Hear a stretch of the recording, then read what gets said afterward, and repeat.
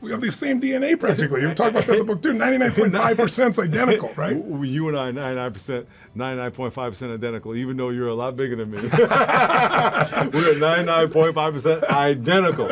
And even though I'm black and you're white, we're still 99.5% identical. And more importantly, we're made in the image of God, the same God. And that's 100% identical. So we have more in common than we have difference, but the cloud of racism pushes us away from each other. And it creates fear and anger and bitterness towards people, and then we can't see our what we have in common. We focus on our differences. Yes. If we can honor, which means put a priceless value on what we have in common, and focus on what we have in common. When we were on a football team, people came from all over the country. They had nothing culturally in common. Yes. Some people. But once we put the uniform on, Same with my life. yeah. We're on the same team. That's We right. got one goal, one enemy. The enemy is not the skin; it's the jersey color, That's right. and they are your enemy. And we have one goal. It wasn't like, hey, if he's black, I'm not going to throw the football to him. It wasn't about that. And if we can, as a culture, focus on the things we all want, and the things that we all are, how we all are similar. Yeah. That's the third option. And so I wrote the book to give people tools, to equip people, to help them understand how is it that I maybe don't honor you? How is it that I'm looking at our differences and not what we have in common? And how can I begin to express honor towards you? Define racism for us, because you look in the dictionary and racism talks about, prejudging someone, prejudice. Right. That's what prejudging is, right? But usually it's tied to trying to create superiority in types of someone. Right. And I like to, you talked about that in your book. I'm paraphrasing it, but it really touched me. You said it's really, we begin when we no longer honor ourselves, we no longer love ourselves, and we no longer love others, when we forget what the plan is of what life's really about. That's when we start to destroy ourselves. It's like racist to ourselves. How do you define racism, and is it possible for someone to offend someone without meaning to and not be a racist? Because in today's world, that doesn't seem to be so. And if someone did do that, can they be healed? What would be your definition of racism, and what's the move towards solution? I'd love if you talk a little bit about how we group ourselves, Right. the in-group and the out-group. I think that was Right. really useful in your book. Yeah, first I would say, and when people ever come to this subject, a lot of times they push back because they feel like if I admit to being racially offensive, Yes. I am also admitting to being a racist. Yes. And so up front, we need to establish that you can be a racially offensive and not be a racist. I'm gonna say that another time because it's very important. I can offend someone racially and not mean it. Yeah. Not even know I did it. It doesn't make me a racist. Now, you may say it does, but it doesn't make me a racist. Yes. Now, of course, there are people who are racist. Of course, where their intent is to try to harm somebody, or Correct. destroy them, or lower their status, or whatever. Their intent is to put them down, to establish that they are superior Right. simply because of their real ethnicity. There's only one race, the human race. But Yeah.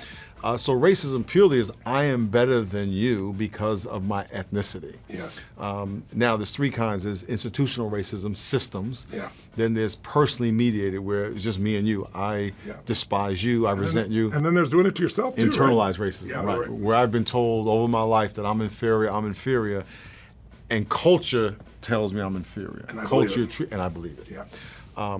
But people first have to accept that they can be racially offensive and not be a racist if they're not. Yes. But they have to accept that they can be racially offensive before they can learn. Because in the thousands of conversations I've had, when people they can't separate those two things. Yes. They will not accept that they're offensive, because if they do, they're accepting they're a racist. Yeah. And therefore, they will never accept that anything they say is offensive.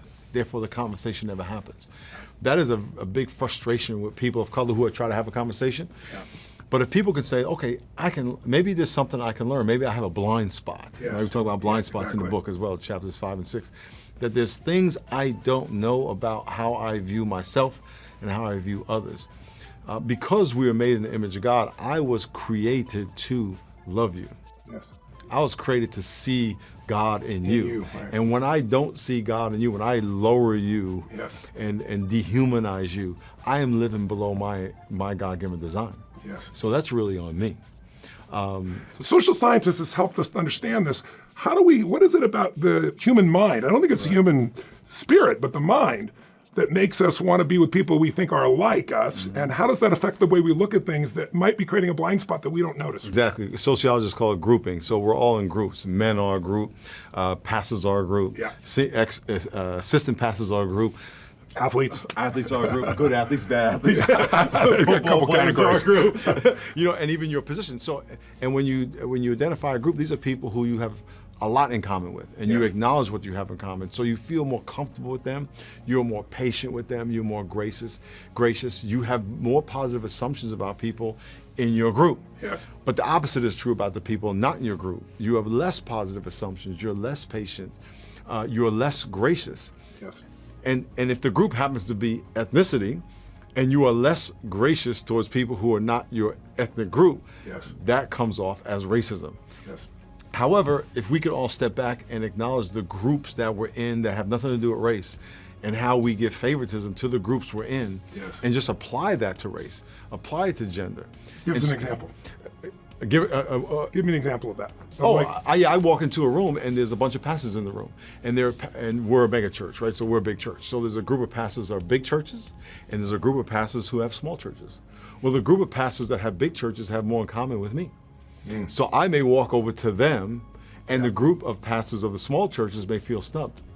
Okay. Those guys and think that's not the intent. It's not the It's intent. just you relate to them because you're solving some of the same problems, trying to serve such a large audience of people in a short period of time. Exactly. You may talk to a pastor and he has no one on staff. So he doesn't have an HR director because he has no one to HR. Right? I get it. But you go to a senior pastor, or a lot of times I'll talk to people in business, and when I tell them we have 200 staff, they all of a sudden go, "Oh, I understand the burdens you have if you have 200 staff, right? Because they have 200 staff." And so now, but the way it'd be perceived by some people, it's kind of like, if I rub your arm like this, no problem. But if you've got a bunch of sores there, I could touch you with a cat hair and you're going to react. And it's not just you, it's a set of life experiences. Exactly. So you have no bad intent. Correct. But in this case, it's not called racist. It'd just be called, you're an arrogant son of a... Exactly. You weren't being arrogant. You were just trying to relate in some way. Right. And by the way, it could have been arrogance, but maybe not. Maybe it's just, hey, that's... Sometimes it is, just like sometimes it is racism. Yeah, maybe I wanted to go learn from some of the senior pastors, right?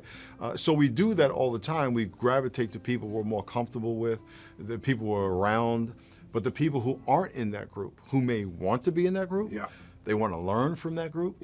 They might feel they were snubbed. Sometimes, listen, I know that sometimes I thought people were mean towards me because of race. It may not have anything to do with it. It may have been they had a bad day. And so, but that creates a blind spot, which is me being unaware of something I'm blind to. I don't even know what I don't know. And one of the ways to find out your blind spots is to ask. And so if you add a friend who's black, Hispanic, white, or whatever, and say, is there anything I do or say that is racially offensive?